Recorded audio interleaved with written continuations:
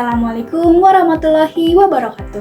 Halo teman-teman, perkenalkan saya Rifah Hafizah Rukmana dengan NIM 2304538 kelas 2023A Program Studi Pendidikan Pancasila dan Kewarganegaraan Fakultas Pendidikan Ilmu Pengetahuan Sosial Universitas Pendidikan Indonesia. Pendidikan kewarganegaraan bukan sekedar hafalan tentang undang-undang dan pasal-pasalnya saja loh, atau mungkin membahas seputar Pancasila, hak dan kewajiban serta negara kesatuan Republik Indonesia.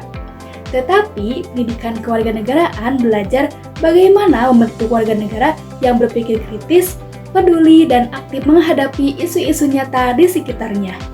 Yuk kita bahas gimana sih caranya merancang pembelajaran PKN yang kontekstual dan berbasis isu aktual. Langkah pertama adalah memahami tujuan pembelajaran PKN yang dirancang untuk membentuk karakter, pengetahuan, dan keterampilan warga negara.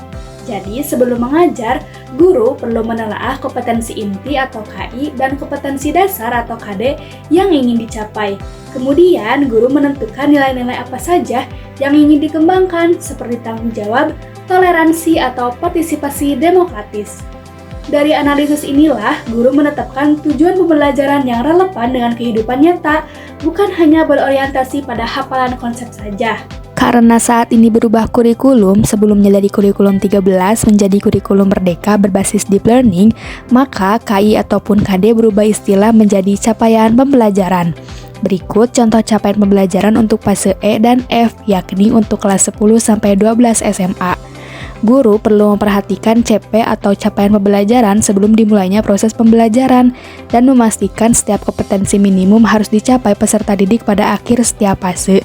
Kemudian dari CP inilah akan dikembangkan menjadi TP, yakni tujuan pembelajaran. Kemudian, agar pembelajaran PKN terasa hidup dan bermakna, guru perlu mengaitkan materi dengan isu aktual kewarganegaraan. Misalnya membahas Ibu Kota Nusantara untuk topik sistem pemerintahan, atau isu hoax untuk membahas tanggung jawab bermedia. Dengan begitu, peserta didik belajar memahami realitas sosial sambil mengasah kemampuan berpikir kritis. Perlu diperhatikan juga pemilihan isu ini harus mempertimbangkan usia, konteks sosial, dan kemampuan berpikir kritis peserta didik agar mereka dapat menelaahnya secara mendalam. Langkah berikutnya adalah merancang pembelajaran yang kontekstual. Guru perlu memilih strategi dan mode pembelajaran yang aktif serta partisipatif. Seperti pertama, mode pembelajaran project based learning. Mode pembelajaran ini mengajak siswa untuk menghasilkan produk atau karya nyata sebagai hasil dari proses belajar melalui penelitian atau kegiatan sosial. Tujuannya untuk mengembangkan tanggung jawab sosial, kolaborasi, dan keterampilan berpikir tingkat tinggi.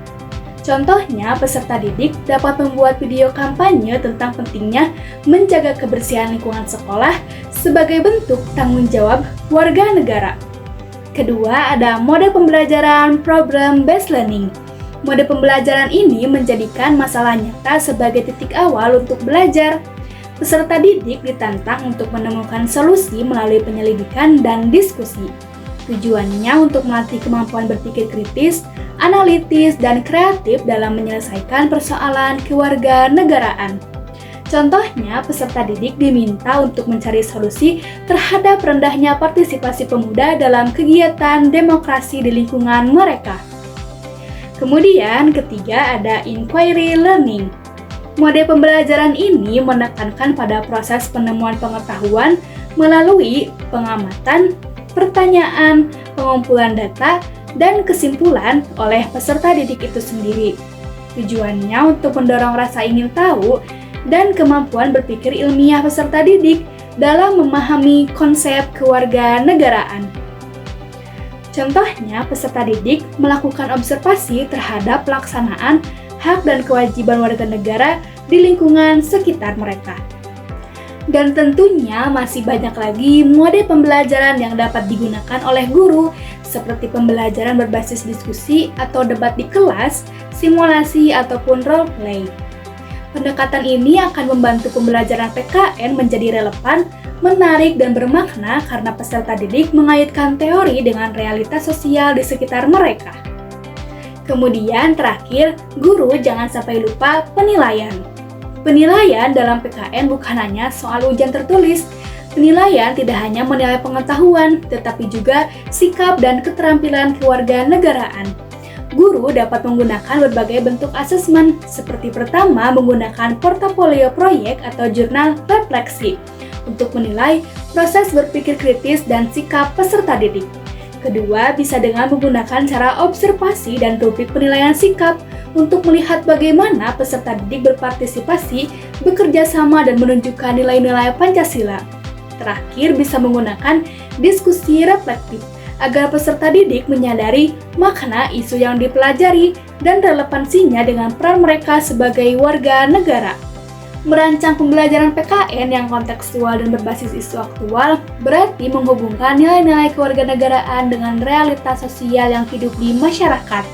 Guru berperan sebagai fasilitator yang membimbing peserta didik agar mampu berpikir kritis, berperilaku etis, dan berpartisipasi aktif dalam kehidupan demokratis. Dengan demikian, PKN tidak hanya sekadar menjadi pelajaran teori, tetapi menjadi pembelajaran hidup yang membentuk warga negara yang cerdas serta berkarakter.